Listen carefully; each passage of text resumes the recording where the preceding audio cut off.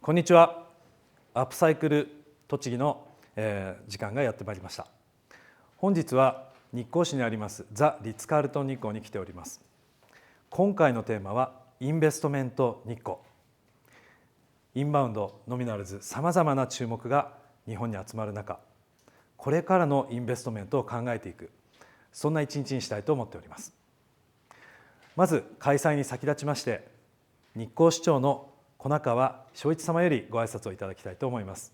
よろしくお願いいたします。日光市長の粉川昭一でございます。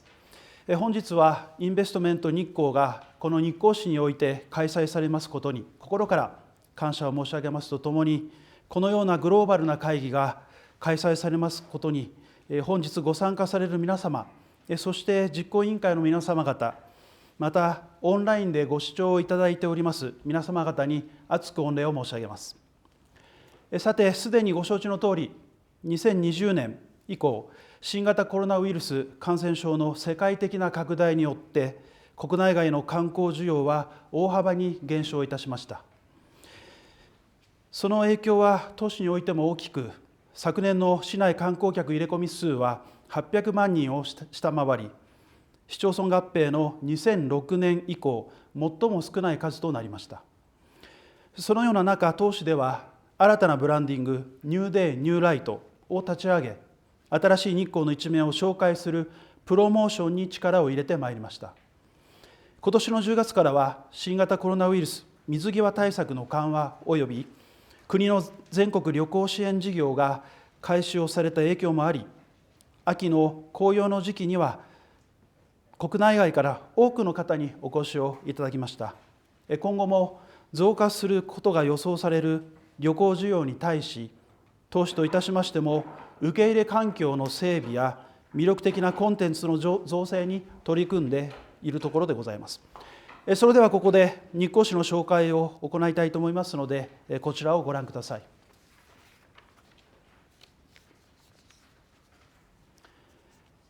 まず日光市の概要でございます。日光市は世界遺産日光の社寺をはじめとした世界的に認められた伝統的な文化、春夏秋冬一年を通じて楽しめる豊かな自然と多くの資源に恵まれております。また国内外から高い評価を得ており、国内の魅力度ランキングでは5年連続15位以内であり、新型コロナウイルス感染症拡大前では年間の観光客数は1200万人以上、宿泊客数は300万人以上となっております。次お願いいたします。次に日光市の資源でございます。市内には豊かな自然に恵まれ、豊富な泉質を持った温泉地が点在しております。また清らかで豊富な水にも恵まれ、豊かな農産物やおいしい日光の水を使った日光湯葉や日光そばをはじめとしたグルメがあります。さらにはライン下り、カヤック、ラフティング、フィッシング、スノートレッキングなど大自然を活用したさまざまなアクティビティがあります。次お願いいたします。このような中、日光市ではニューデイ・ニューライトという新しいプロモーションを始めました。日光には歴史がありますけれど、それだけではありません。映画の世界のような壮大な自然、アイデアあふれる遊び、新しい文化や食、これまで大切にしてきたものも、これから生まれるものも、新しいスポットライトを照らすことで、新しい興味を持ってもらう。発信し続けることで、新しい絆を深めていく。日光と人々が新しい関係を作る。それがニューデイ・ニューライトの役目です。続いてコンセプトムービーをご覧ください。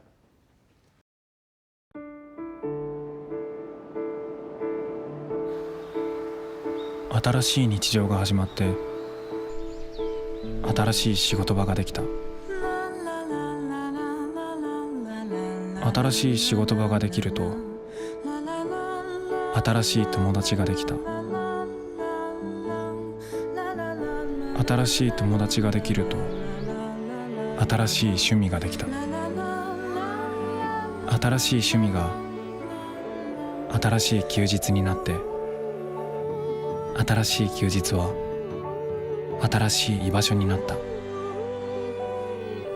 新しい居場所は新しい光に包まれていた。ニューデイ、ニューライト。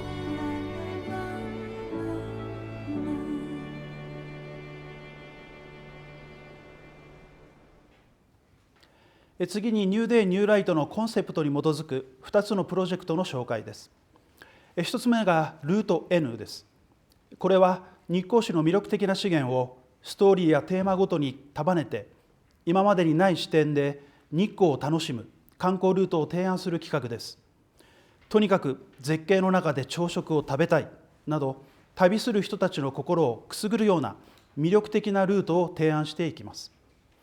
次お願いいたします。2つ目がちょこっと日光です。日光市が有する豊かな産業、観光地、自然、名産品を今よりも身近なものにするために、子どもから大人まで親しみのあるチョコレートで日光に新しい光を当てていきます。次お願いいたします。次に避暑地としての日光です。日光市は明治初期から自然と歴史を兼ね備える避暑地として評価されてきました。明治時代に開業した本格的な西洋式ホテル、金谷ホテルは、現存する日光最古のリゾートホテルとして、外観は西洋風ながら、館内は日本風の調度品や建築様式が随所に取り組まれています。その後も多くの外国人観光客に愛されてきた日光の地、近年、ザ・リッツ・カールトン日光をはじめとする富裕層向けのホテルの立地が進んでいます。次お願いいたします。次に自然環境との共存です。当市は豊かな水資源や森林、多様な生態系、日光国立公園やラムサール条約登録湿地などの優れた自然景観や自然環境に恵まれています。その多くは日光国立公園に位置し、自然公園法等によって保全が図られており、湿地とその周辺の水系の保全およびそれらの利用が進められております。次お願いいたします。このような背景から日光市では2021年12月に2050年ゼロカーボンシティ宣言を行いました。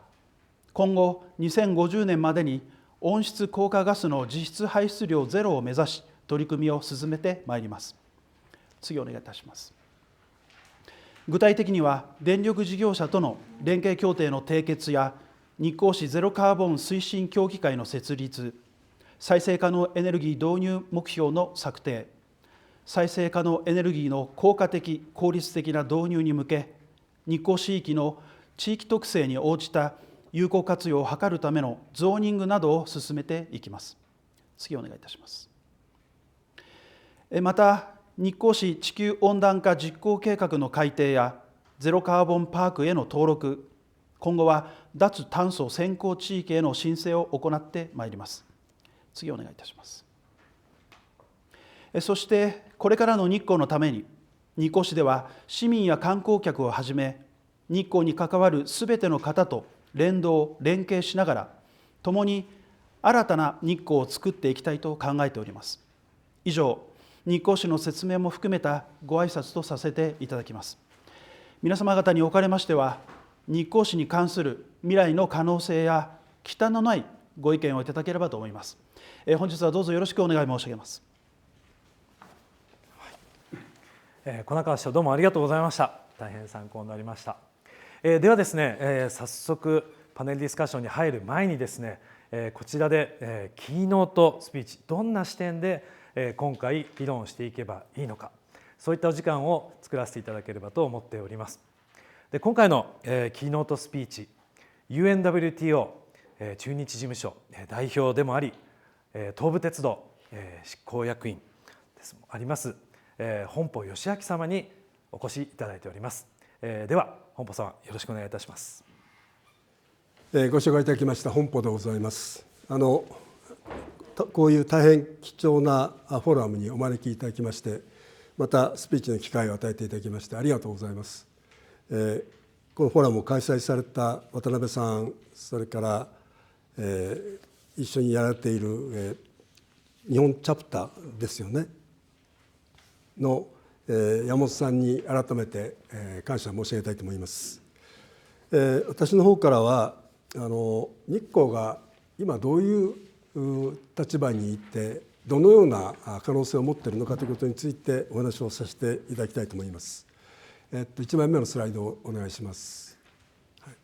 UNWTO の関係者でもありますので、まず最初に観光の仕事の基本、観光政策の基本というのは持続可能な観光の追求であり、責任ある観光の追求であるということをまず確認的に申し上げておきたいと思います。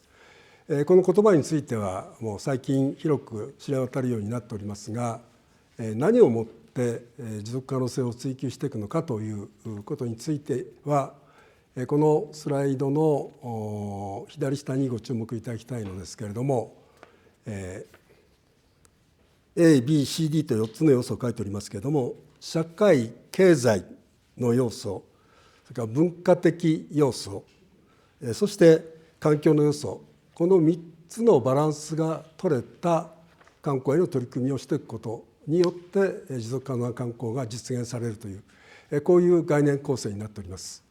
でこの3つの要素のバランスを取りながら観光を進めていく、その出発点はある意味で経済的な要素にあるわけでありますけれども、一言で言えば量を追うのではなく質を追うということであります。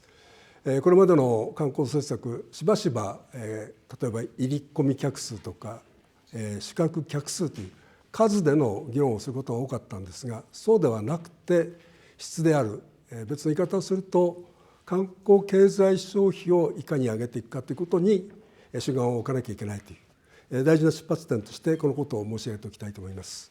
じゃあどうすれば観光消費が上がるかですが、2枚目のスライドをお願いします。頭の整理は非常に簡単です。観光消費というのは宿泊日数×1日あたりの観光消費額になりますので、このどっちかを伸ばせば、あるいは両方伸ばせば観光消費額が上がるという仕組みになります。それゆえに各国各地では何とか宿泊日数を伸ばそうという努力をしているんですが、これがまず大変難しい課題だということをこれからご説明したいと思います。3枚目お願いいたします。これは UNWTO のデータに基づきまして何年だったかな、2010年から2018年まで主な国の1人当たりの外国人からの観光消費額がどう推移しているかということをお示ししております。一番上の赤いグラフは実はアメリカなんですが、これを除くとほとんどの国で1人当たりの観光消費額をドルベースで伸ばせていないということが分かるかと思います。皆さん努力をしていながらこんな結果になっているわけであります。で、次のスライドお願いします。その理由は滞在日数を伸ばしきれていない、宿泊日数を伸ばしきれていないということにあります。これはある論文から引用したものでありますけれども、1995年から2015年の間に32の国を対象に宿泊日数が滞在日数が伸びているかどうかを調べた結果でありますけれども、32の平均値でいうと約 15% 対象期間で減っております。泊数で 0.8 泊の減少になっております。それに国別でいくとイタリア、カナダ、スペインというところは伸びているんですが、フランス、ドイツ、イギリスという代表的なところはいずれも宿泊日数の増加につながっていないと。じゃあ日本はどうかということであります。次のスライドをお願いします。結論だけ申し上げますが、2013年から2019年、この間も日本も宿泊日数の増加に努めてきたんですが、結果はマイナス 0.3 泊です。いろんなことをやりながら伸びていないとなると、単価を上げる工夫をしなければいけないということになります。その単価を上げる工夫の中で今注目をされているのが富裕層の誘致であります。次のスライドをお願いします。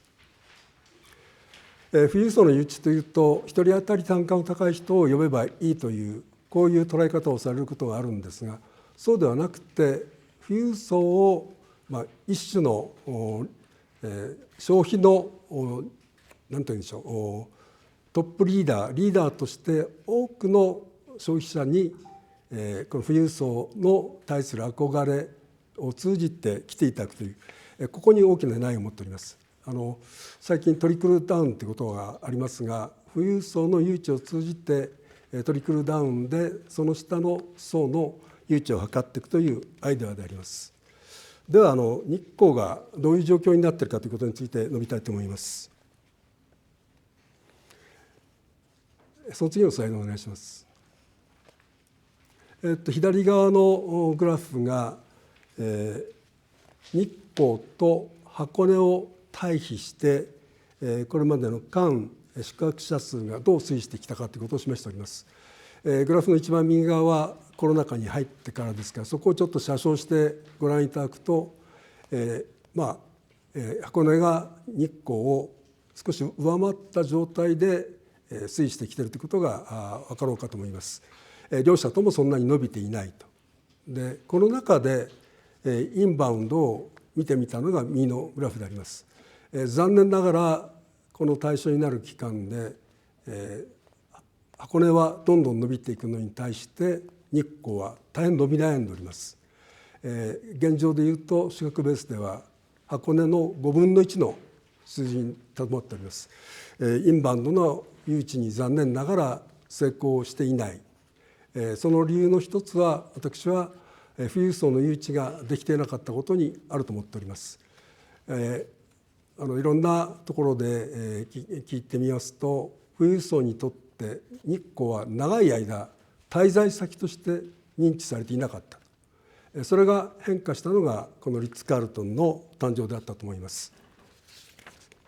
じゃあ富裕層誘致をするために何が必要かということでありますが、これ観光庁がまとめてくれた報告書によるものでありますが、一言で言えば宿泊、飲食、アクティビティ、買い物、交通などあらゆる段階において一気通貫で高いクオリティと柔軟性のあるサービスが提供されるかどうか、これにかかっているというふうにされております。で具体的な取り組みとしてその下に絵が書いてありますが、売りアピールポイントですね、宿、人、コネ、これを揃える必要があるというふうに言われております。あと5分ぐらいでお話しますが、じゃあ日光がこの売りスペースまでいかないでください。売り、宿、人、このような面でどうかということについて率直な意見を申し上げさせていただきます。売りは観光アピールのポイントでありますので、これは先ほど粉川市長からお話がありましたように大変豊かなものがあります。自然も文化も大変優れている。先ほど箱根と対比いたしましたが、箱根に劣るところは少しもない。むしろ文化的資源などを見ると日光の方がはるかに上を行っていると私どもは見ております。じゃあ宿はどうか。残念ながらこれは大きく箱根に比べて劣っていると言わざるを得ません。後でまた詳しく見ますが、特にハイエンド層のところが足りないと思います。で売りについて言えば、これから追い風になるようなものがいくつもございます。一つはこれは東武鉄道でありますので私どもの宣伝をさせていただきますが、来年、次のスライドお願いします。次のスライドいいですか。スペーシア X という最新鋭の豪華列車を走らせる予定をしております。足の面で大変レベルが高まってくるということであります。それから2つ目は、次のスライドお願いします。大きな流れとして、あれちょっと順番がずれてるな。ごめんなさい、スライドが違ったスライドが入ってますが、自然志向の旅行、アドベンチャーツーリズムという言い方をしておりますが、これが非常に注目を浴びております。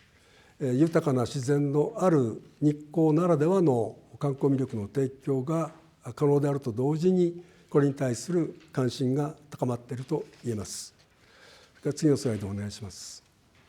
宿の方もリッツができたおかげで、高級な宿泊施設があり、富裕層も泊まれるという認識が出てきているところだと思います。その象徴例が来年の開催が決まった G7 の閣僚会合でございます。この規模、このレベルのホテルがなければ開催が叶わなかったことでありますけれども、こういう会議が開催できるということで、日光のブランドイメージが高くなっていくものと、こういうふうに期待をしております。ということで、大変追い風でいいことたくさんあるんですが、残念ながら宿泊飲食の面ではまだまだ弱いと言わざるを得ない。次のスライドお願いします。箱根とそれから日光を、あるデータを用いて、これは確かグローバル OTA、 例えばブッキング .com とかトリップアドバイザーとか、こういうところに出ておりますいわゆる高級ホテルの数を比べたものになりますが、日光6に対して、箱根は25と、どういう評価をするかということもあるんですが、数の面において全く足りていない状況にございます。で、先日も富裕層と大変お付き合いのある方に日光をどう評価されますかということを聞いたところ、日光は大変素晴らしいところなので訪れるべきところだとは思ってますと。しかし滞在先として残念ながら認識はしておりませんと、こういうふうにはっきり言われました。そう言われたんで、ここのリッツホテルもありますので、リッツホテルがあるじゃないですかと言ったら、まずリッツ一つしかないでしょうと、こう言われました。それから2つ目は、リッツに行くのはいいんだけど、残念ながらおいしいものを食べるところはどこにもないじゃないの。これじゃあ富裕層のお客さんはとても来ていただけないと、こういうふうに断言されてしまいまして、大変ショックを受けたところであります。しかし、冷静になって地元の状況を見てみると、残念ながら富裕層に口に耐えるような食事を提供できるレストランがほとんどないということは認めざるを得ないところであると思いまして、この辺を改善していくことが極めて大事であり、同時に今日は投資セミナーでありますけれども、大きなポテンシャルを持っている、おそらく市長もご同意いただけると思うんですが、箱根に日光が負ける言われは何もない、むしろ勝ってもいいぐらいであるとにもかかわらず、現実にはインバウンドで大きく負けているということは、裏返すとインバウンドについて大きなポテンシャルを持っているということであります。また同時にホテルや飲食の施設が足りてないということは、そこに対する大きな投資の機会があり、今までの遅れを取り返す可能性もあるということだろうと思います。ということを申し上げて、後のパネルディスカッションに期待を申し上げたいところであります。どうもありがとうございました。本保様、どうもありがとうございました。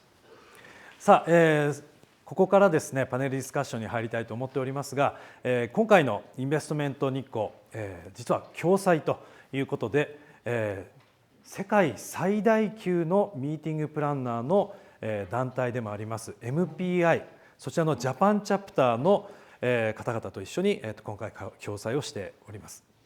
パネリストのご紹介をですね、 MPI ジャパンチャプター名誉会長であります山本牧子さんにお願いできればと思います。では山本さん、今日オンラインでつながってますのでよろしくお願いいたします。皆様こんばんは。 MPI ジャパンチャプターの山本牧子です。本日は MPI としてインベストメント日光を共催させていただく運びとなり、大変光栄でありありがたく思っております。MPI の紹介を簡単にさせてください。 MPI はミーティングプロフェッショナルインターナショナルの略で、アメリカのダラスに本拠地があります。会員数、毎日の専門家が約1万4000に加盟する世界最大規模の国際非営利団体で、今年、設立50周年を迎えました。ジャパンチャプターでもですね、年間を通じて教育セミナーや交流会などを活発に展開しております。本日の全体のテーマは、日光を世界的なディスティネーションとして発展させるための投資戦略とはです。これからのテーマをこのテーマを深掘りするために、これからディスカッションを行います。まずですね、パネリストのモデレーターには、MPI ジャパンチャプターの会員でもありますジェームス・サバックが務めます。ジェームスはこの夏、初めにシンガポールからも日本に戻ってきました。シンガポールの前は2002年から2013年まで東京で働いていました。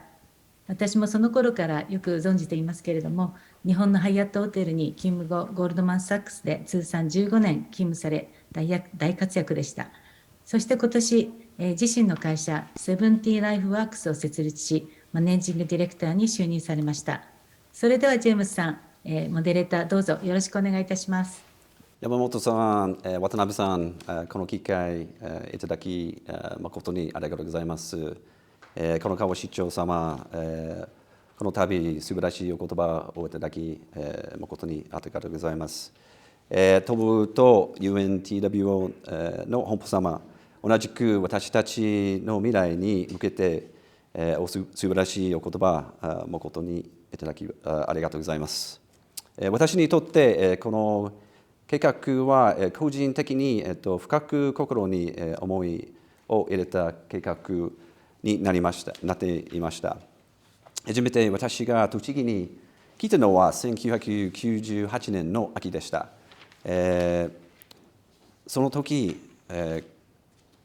からこの素晴らしい栃木をとても好きになりました。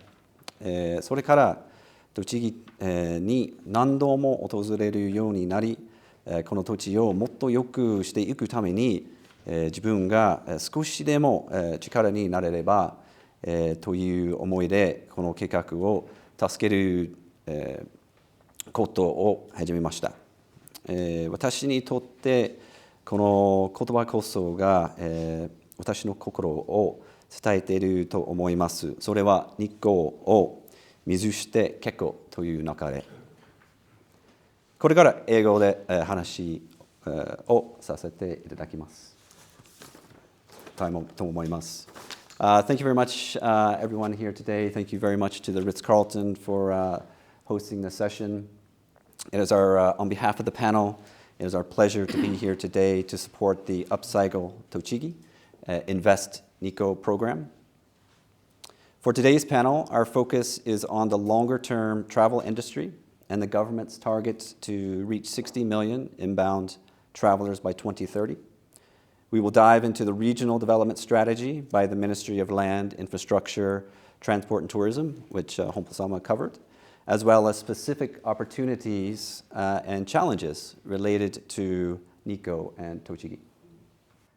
Now let me quickly introduce our esteemed panelists. Carl Hudson is a lifelong hotelier, having spent over 40 years in hospitality, including a long stint in the Marriott Group as well as Hilton. He currently serves as the Area Vice President of Marriott for Japan and Guam. Carl, if you can tell us a little bit about yourself and your exposure to Japan. Yeah, thank you very much for that kind introduction. I feel very much at home in this hotel. I was part of the team that opened this hotel back in 2020, and it's a truly fantastic hotel. And we really have to thank our owners, Tobu-san, for the great support that they have given us to open this flagship hotel for Marriott International. So I'm a brief piece of my background. I started off studying law. I found it quite boring because at the same time I was working as a bartender, and I ended up moving to hospitality eventually after I'd finished my degree. So yes, I did start off as a bartender all those years ago. I have spent 14 years in China, 7 years in Japan, 6 years in Thailand, also 4 years in the Philippines, and some time also in Australia as well. So I'm very much versed with what is happening in Asia overall. I think the two things that I have learnt most during my time in Japan, neither of which were in my character before, and now that I still struggle with, they are patience and humility overall. And I always live by a Japanese, my favorite Japanese proverb, which is "Koketsu ni arazumba kojo ezu." So next we'll stay in the room with Alexander McBride, General Manager of the Ritz-Carlton Nikko, and an accomplished hotelier yourself, with deep luxury travel segment experience with stints at the Ritz-Carlton Kyoto, Aman Resorts across Asia Pacific, and other experiences in Thailand, China, including Beverly Hills in California. He is a graduate of École Hôtelière de la Zone in Switzerland, or EHL for short. Alex, tell us a little bit more about yourself and how you found your Japan experience so far. Excellent, thank you, and good evening, and thank you for the kind introduction, and of course for having me on the panel tonight. It's a great pleasure to be here. I'm originally from South Africa, and that's where I actually completed my studies at the University of Cape Town. I'm trying my best to follow in the steps of Carl. I also started with a different industry degree, majoring in social science, economic history, and politics. Subsequently, I joined the industry and have had a fascinating journey since then, as James pointed out, working in a number of different countries and cities around the world. Most notably, of course, working for Ritz-Carlton here in Japan at the Ritz-Carlton Kyoto, and I've been based here at the Ritz-Carlton Nikko for the last 6 months. My wife is Japanese. She is from Tokushima. So I have had some interesting exposure to different cultures throughout Japan. But of course, being based here in Nikko, it's been a fascinating experience so far. And I am learning a lot every day that passes by. Thank you very much. And last but not least, joining us by Zoom, we're welcoming Corey Hamabata, Managing Director of Rockpool Capital, based in Hong Kong. We're actually very grateful for Corey because he's joining us live from New York, where it is very, very early in the morning. Corey was previously with JLL Hotels for over 10 years before moving over to Rockpool to run the Hospitality Investment Division. Corey is a graduate of Cornell University in the United States, so we have representatives from 2 of the world's leading hospitality universities. Corey is very well placed to provide some excellent commentary on hospitality investment trends, as he has been involved in over $5 billion in transactions over the years. Corey, if you can tell us a little bit about yourself and your exposure to Japan investments, hospitality transactions. Thank you all, and apologies for not being able to be there in the room with you all for this discussion. I'm quite excited to be here. I'm a hospitality real estate investment specialist and have done that for the last 15 or so years. And I recently joined Rockpool Capital in response to what we believe is going to be quite a large opportunity in the hospitality space in Asia. And that's primarily catalyzed by the pandemic and the disruptions that has caused in global travel patterns. Most of my career in Asia has been spent in one way or another working on hospitality assets in Japan, and it's a market that is one of our main focuses at the moment, and I think we'll get into that later in this discussion. But on a more personal note, my father is Japanese, and I first visited Nikko probably about 15 or 20 years ago when I was visiting my relatives in Japan, and so it's very exciting for me to have this discussion come full circle from first visiting this destination as a tourist years ago to having this discussion around investment and development. All right, thank you. And let's start with our first topic, which is more about the broader investment trends in Japan as a destination, market conditions, including the weak yen, continued loose monetary policy with low interest rates, general industry distress in certain markets are creating buying opportunities for foreign direct investment or JV structures. There's a lot of examples in the media. Carl, tell us about the growth story, really, of Marriott's over the past several years, even through the pandemic, and the outlook ahead. So Marriott next year will have its 96th anniversary. We were founded in 1927. Our first international, our first hotel was back in 1957. Before that, we'd been essentially a restaurant and airline catering company. We first came into Japan in the late 1980s. With Sheraton Grand at Tokyo Bay. And by the time we'd got to 2012, we were sitting at a total of 10 hotels. Today we have 81 hotels. So in the last 10 years, we've opened 71 hotels. The growth has been exceptionally fast. The Olympics were coming up. Japan was starting to get more tourists, and we ended up signing a lot more deals.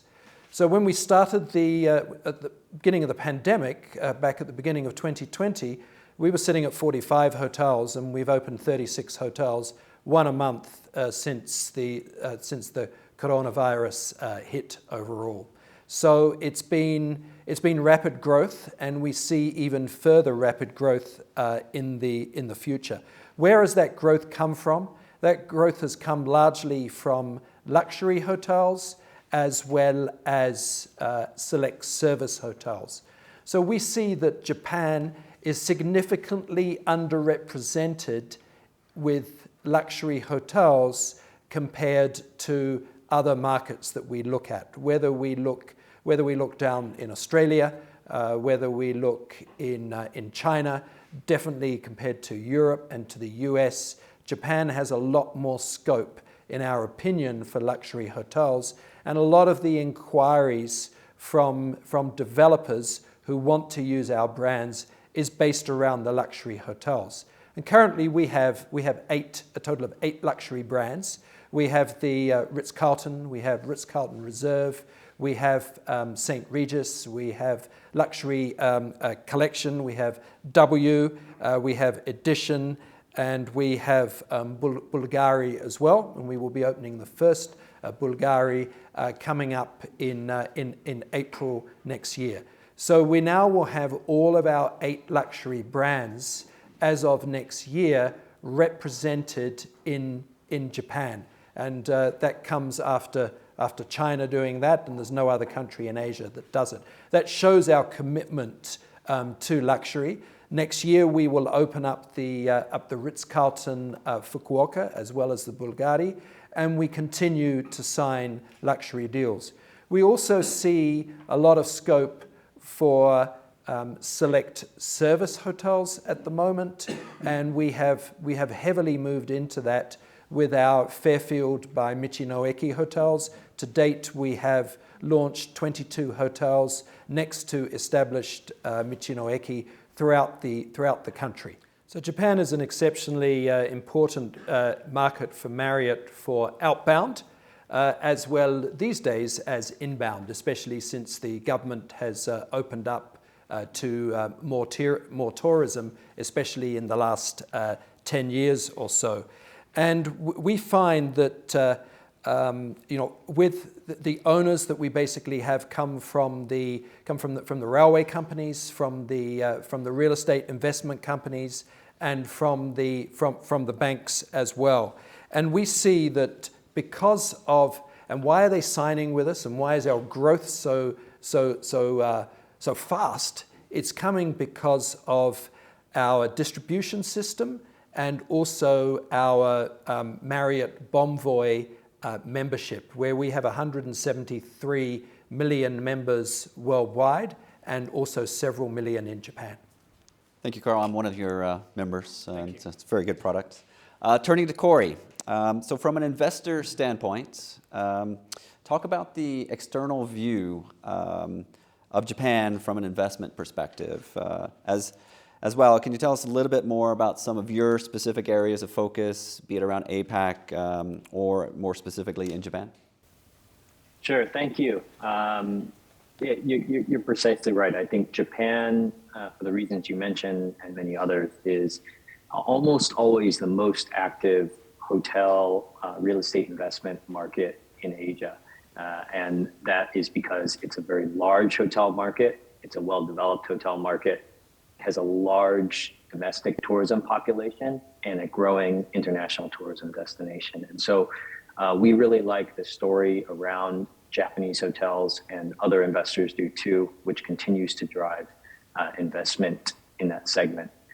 From our standpoint, we look across the Asia-Pacific region.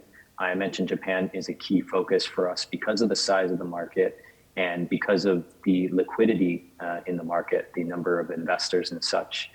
But interestingly, at the moment, I think we're looking not just in the key cities, key tourist cities of Tokyo, Osaka, and Kyoto, but more further afield.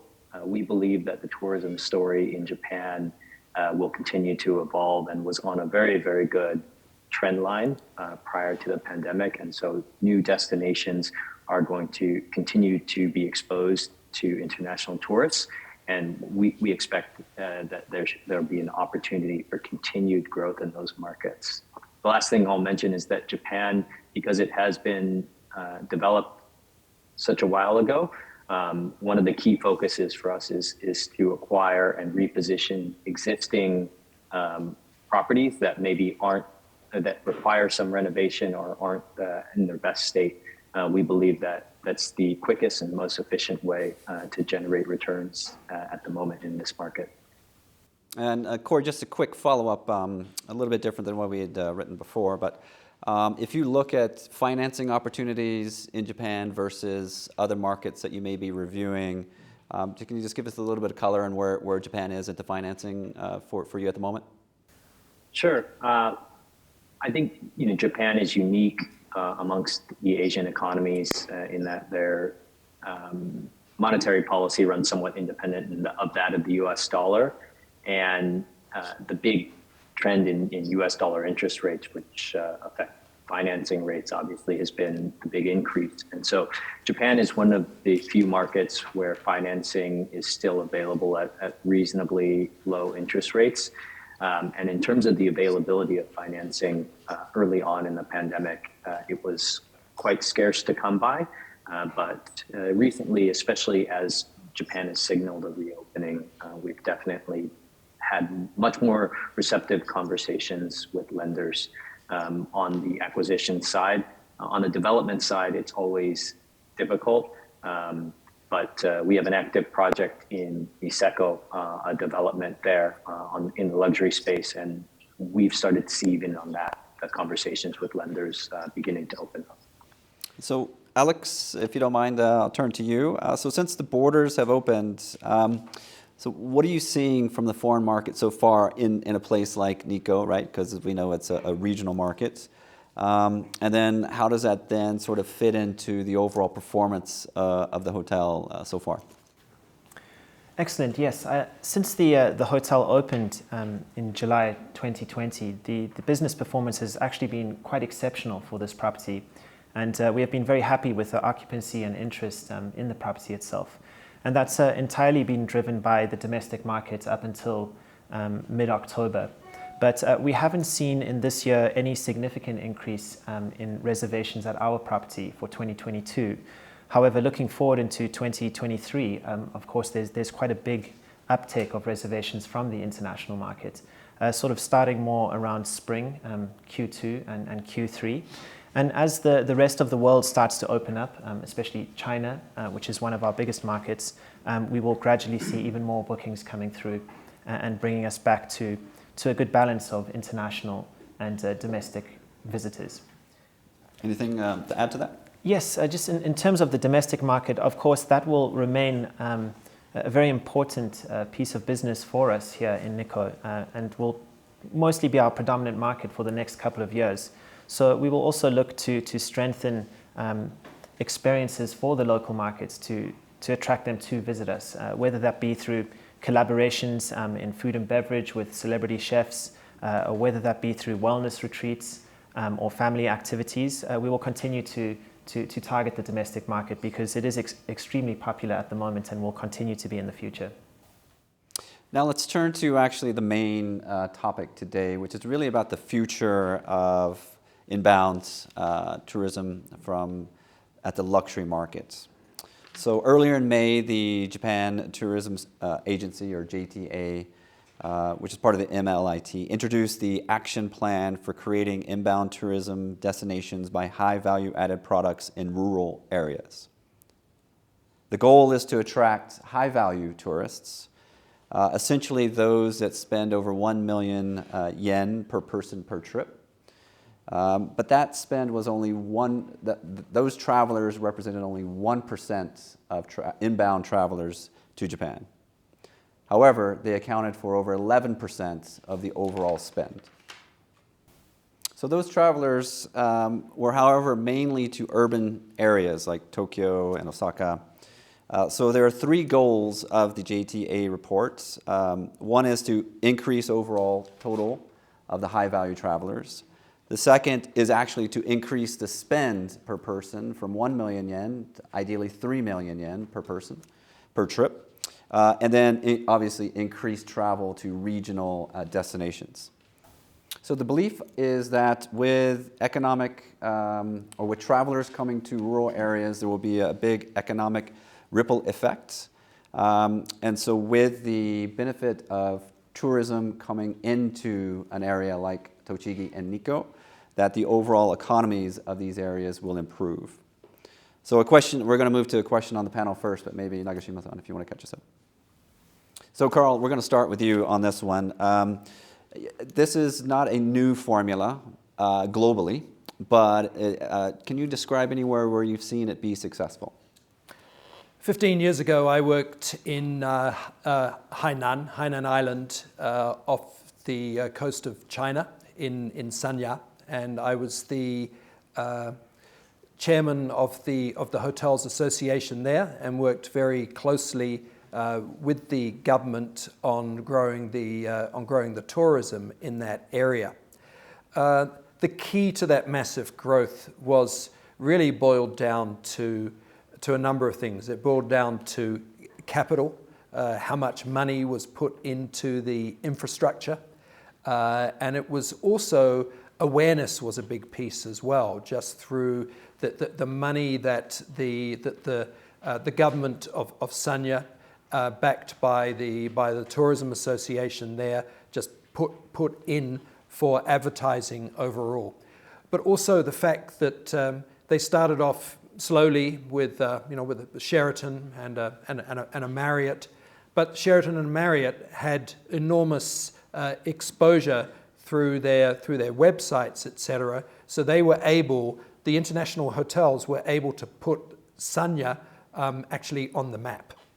Just moving to Japan tourism, the stats are that these days 40% of second-time leisure travelers to Japan want to go out into the countryside. And in order to do that, the situation has improved very much in that it's much easier for a foreigner now to get a rental car.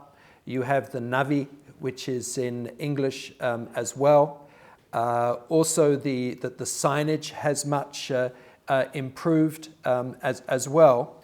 And this all helps, and this has really helped our Fairfield Michinoeki hotels, of which we have one in Nikko and one in Utsunomiya as well. And we find that in the weekdays, the foreigners are now coming back very strongly, but in the weekends, it's the Japanese that are in there overall. The key is that Japanese will travel generally in the weekends, and that's supplemented by the foreigners who want to travel throughout the whole country.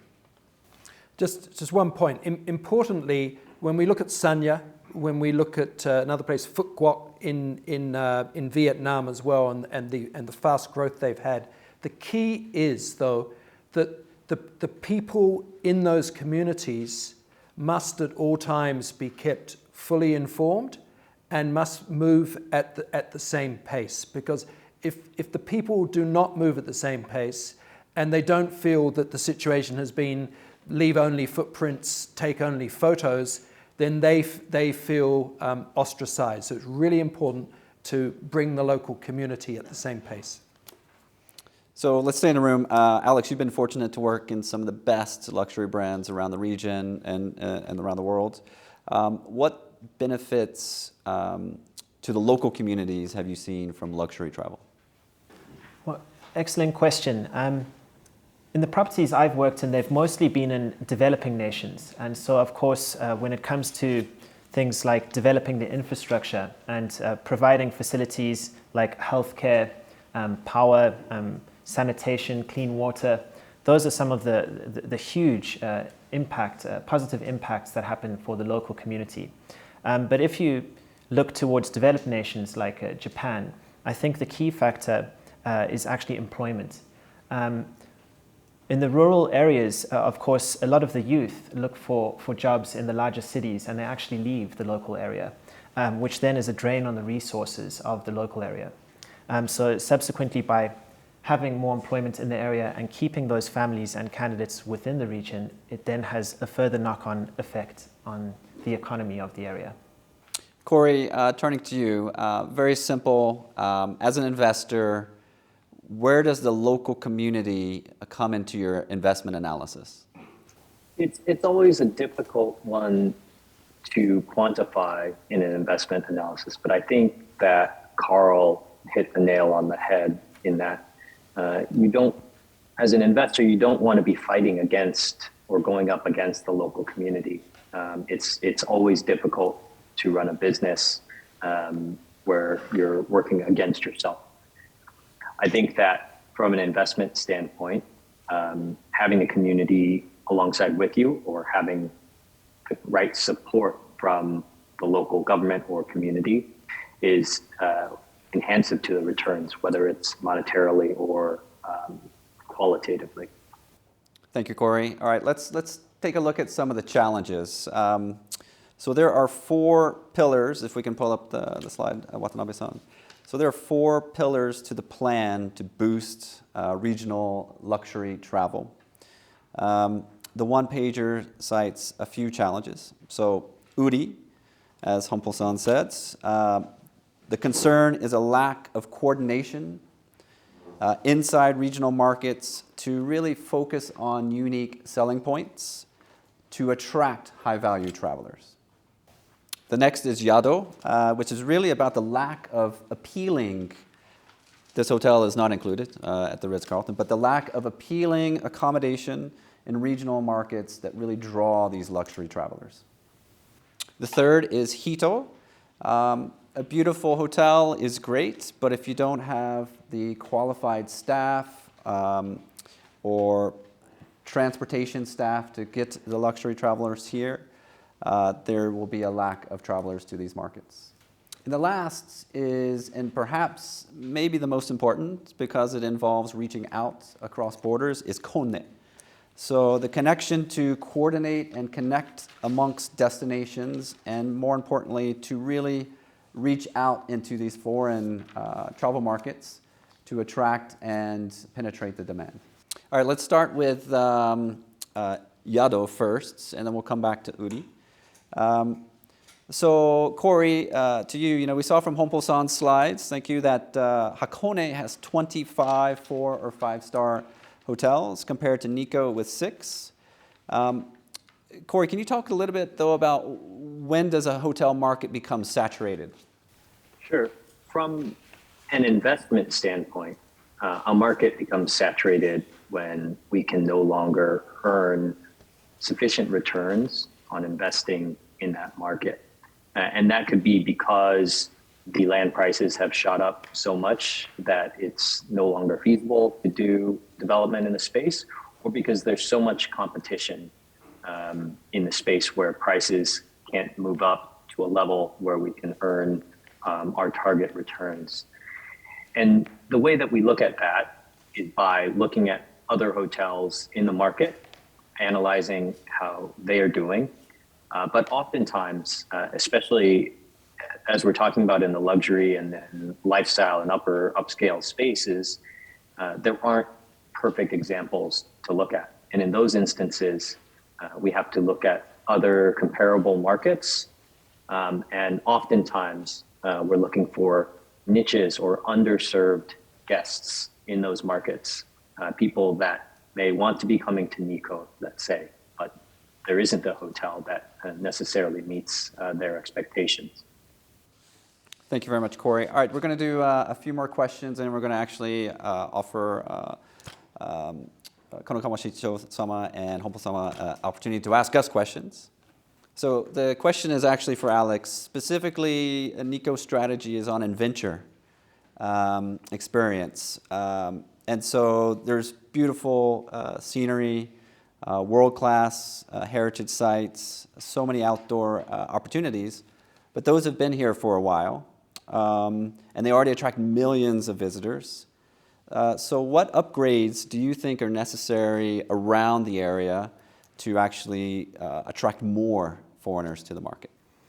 Yes, I think we can already see some of that development down in Nikko City, closer to Toshogu, whereby there's been some great work done there by offering more facilities to international visitors and domestic visitors, whether that be rental bikes.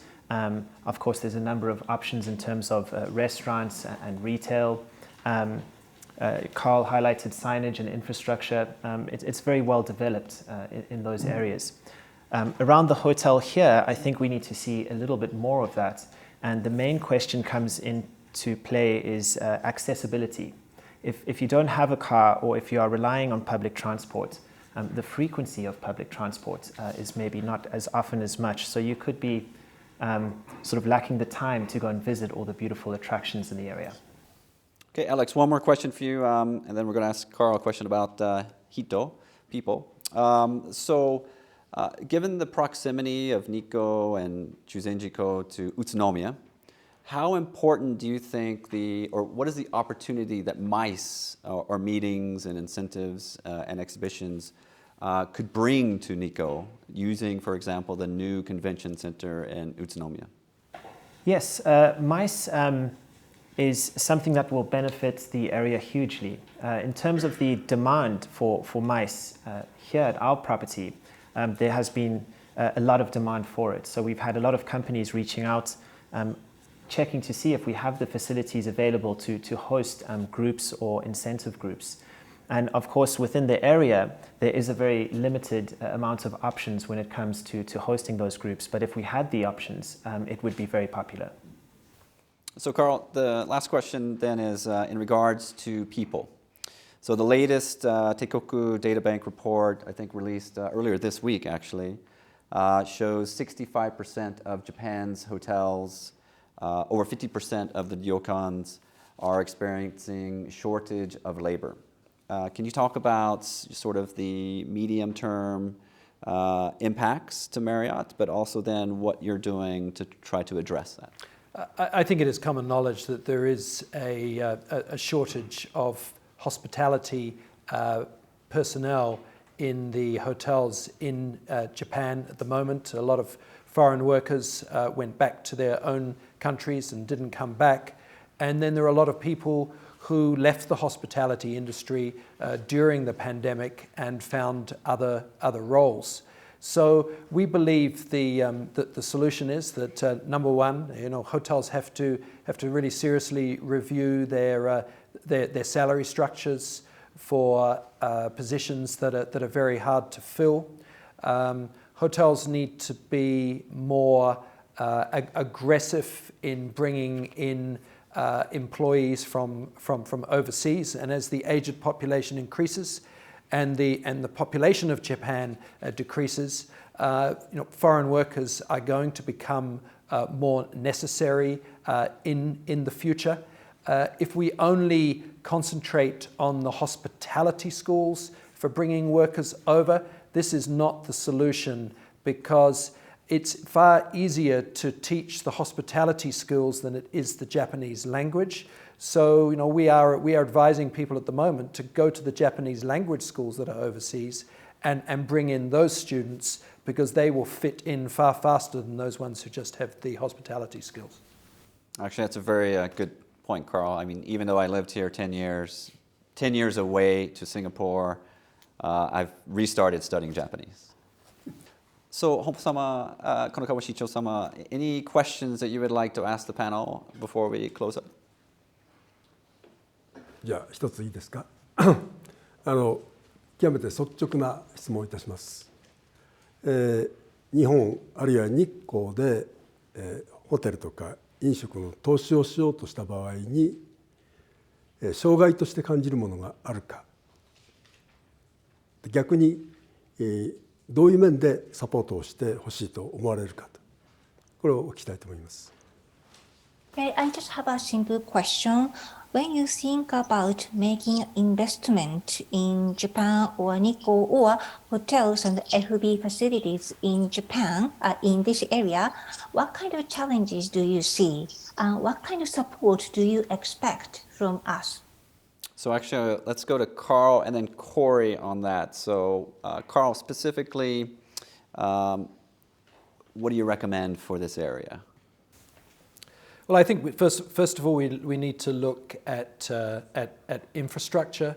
For example, the road coming up has 2 lanes. It is not for the faint-hearted driver. First time going, especially in the winter, and the question is how much traffic can that road actually take in the future? Do you want that people are going to have to spend 1 hour to get up the hill because you have increased hotels in this area? So I think that for hoteliers and for developers, we look very much at the infrastructure in the future and whether or not the government has the wherewithal to actually go ahead and produce that infrastructure. So Corey, same question but slightly different from perhaps from financing, partnership with local governments. What do you recommend to this area potentially from that angle? お金がいい. I mean, money is always good, and by that I mean smartly designed incentives to attract investment into the area is always helpful. But joking aside, I think the other aspect is transparency from an investment standpoint in terms of accessing data. Destinations spend a lot of time telling the story to tourists or to potential guests, but there's also a story to tell to investors about why Nikko is becoming more and more successful and showing them how it's growing to showcase the business opportunity that exists in the city or in the destination. この川市長様。じゃあ2つお伺いしたいんですけども、まず1つは目的地として日光を選んでいただくために自治体として求められているものはどういう点かというのを1つお伺いしたいと思います。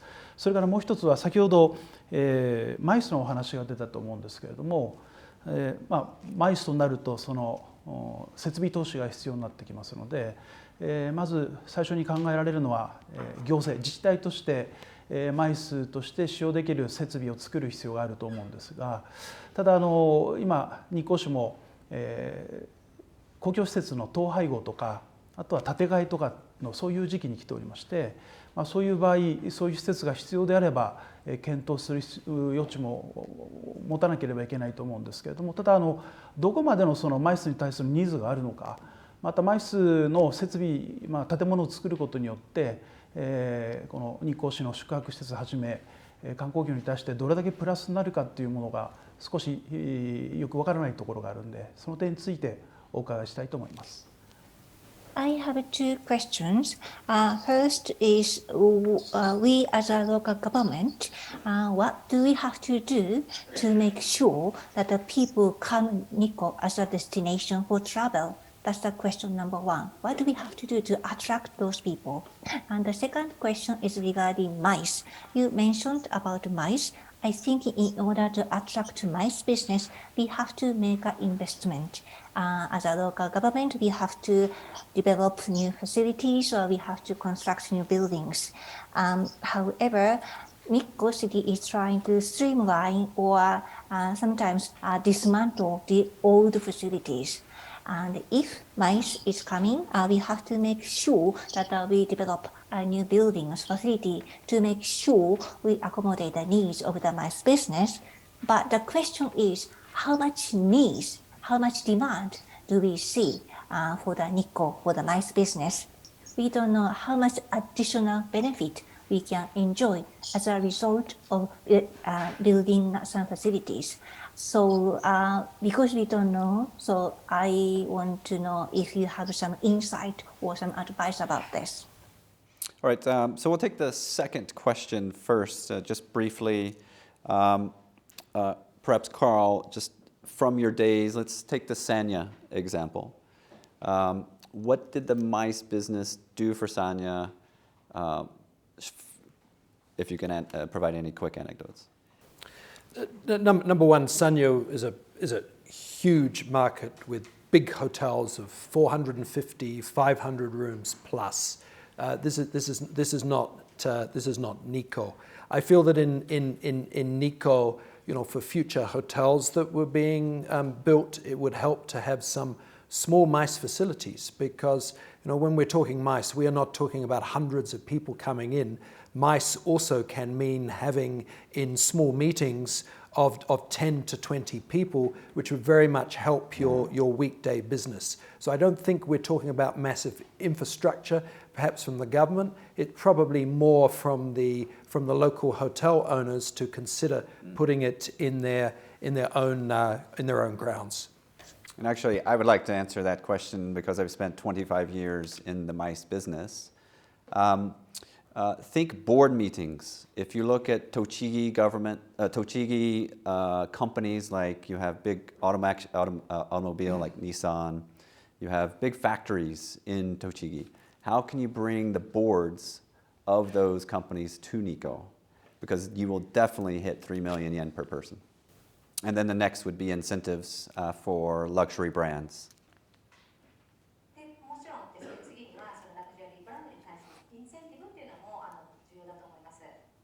And then that's where you can coordinate with the shrines and temples to provide that really bespoke experience. Okay, and now we'll take your first question, which is actually our planned last question for the evening.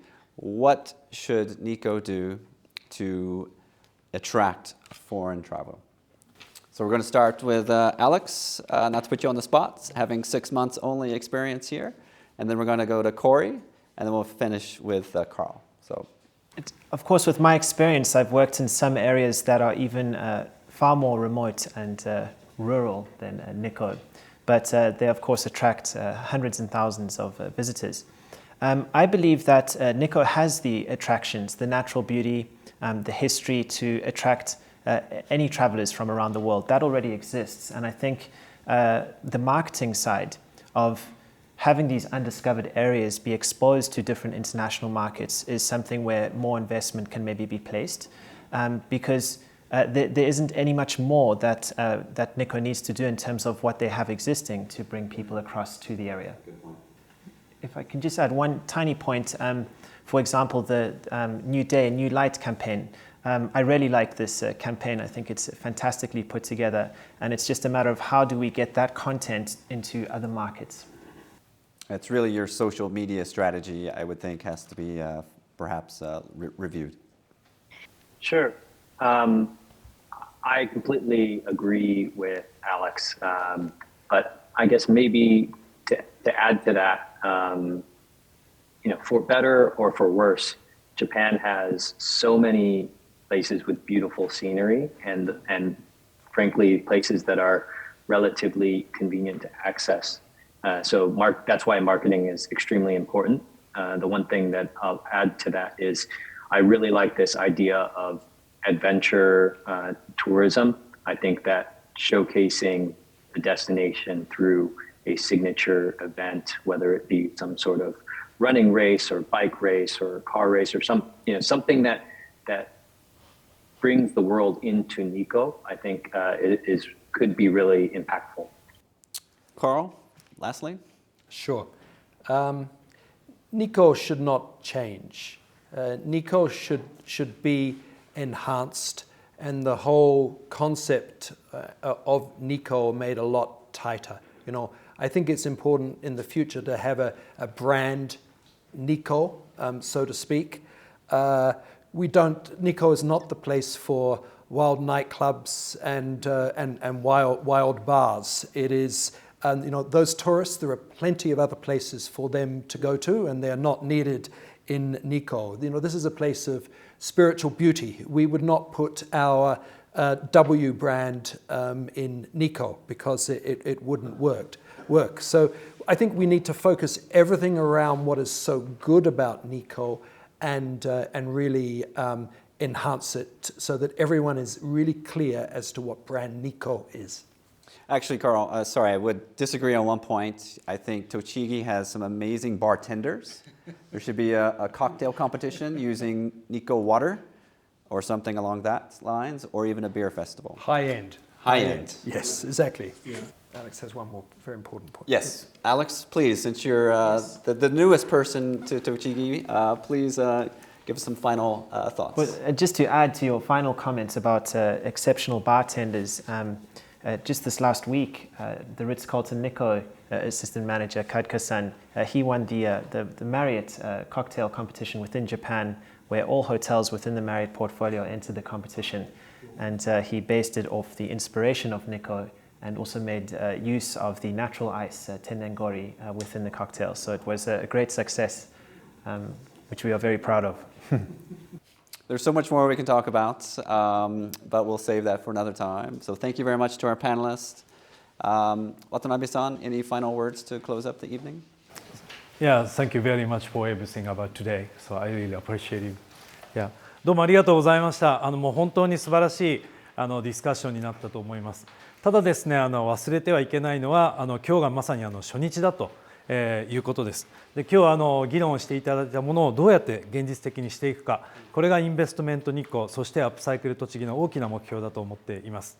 ぜひですね、先ほど最後にすごくドリンクの話とかあったと思いますが、この後今日はですね、非常に多くの日光のキーマンの方々も来ていますので、ぜひミキシングをしていただいて何かのきっかけになればと思っております。ではですね、出演された方々に大きな拍手をお願いいたします。どうもありがとうございました。